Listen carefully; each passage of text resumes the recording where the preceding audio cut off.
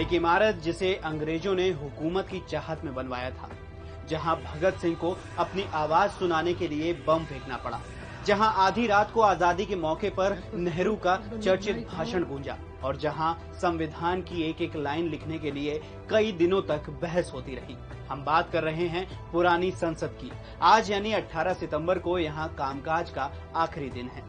Monday mega story में जानेंगे इस इमारत के एक सदी लंबे सफर के यादगार लम्हे। इस कहानी की शुरुआत हुई 1911 से, जब ब्रिटिश राजशाह किंग जॉर्ज V ने भारत की राजधानी कलकत्ता से दिल्ली शिफ्ट करने का ऐलान किया। इसे डिजाइन करने का जिम्मा मिला मशहूर ब्रिटिश आर्किटेक्ट्स एडविन लुटियंस और हर्बर्ट बेकर को। पुरानी संसद का डिजाइन 1912-13 में ही तैयार हो गया था, लेकिन कंस्ट्रक्शन 1921 में शुरू हुआ। 6 साल के समय, 2500 राजमिस्त्रियों की मेहनत और 83 लाख रुपए की लागत के बाद 1927 में ये इमारत बनकर तैयार हुई, जो दुनिया में आर्किटेक्चर का एक नायाब नमूना थी। 18 जनवरी 1927 को वायसरॉय लॉर्ड इरविन के हाथों काउंसिल हाउस का दरवाजा खोलकर उद्घाटन किया गया।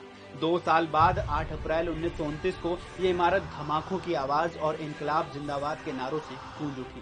फिर 14 अगस्त 1947 की रात 11 बजे इसी इमारत में पंडित जवाहरलाल नेहरू ने वो ऐतिहासिक भाषण दिया जिसे ट्रिस्ट विद डेस्टिनी के नाम से जाना जाता है। India will awake to life and freedom. इसके अलावा 1965 में भारत पाकिस्तान के बीच जंग के चलते अमेरिका के लाल गेहूं पर बैन लगाने के बाद लाल बहादुर शास्त्री का देशवासियों से एक वक्त का भोजन न करने का आह्वान हो, या 1971 में इंदिरा गांधी के बांग्लादेश में पाकिस्तानी सेना के सरेंडर के ऐलान से गूंजी खुशी की लहर, 21 जुलाई 1975 को राष्ट्रपति द्वारा लगाई गई इमरजेंसी की घोषणा हो, या 31 मई 1996 को वाजपेयी सरकार के खिलाफ अविश्वास प्रस्ताव के बाद अटल बिहारी वाजपेयी का अमर भाषण। तो चलेगा, सरकारें आएंगी जाएंगी, पार्टियां बनेगी बिगड़ेंगी, मगर ये देश रहना चाहिए, इस देश का लोकतंत्र अमर रहना चाहिए।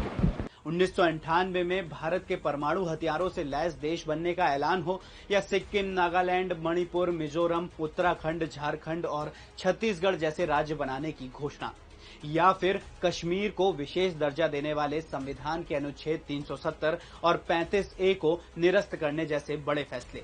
ये इमारत सबकी गवाह है। अब करीब 100 सालों तक सर्विस देने के बाद 18 सितंबर को पुरानी संसद रिटायर हो गई है।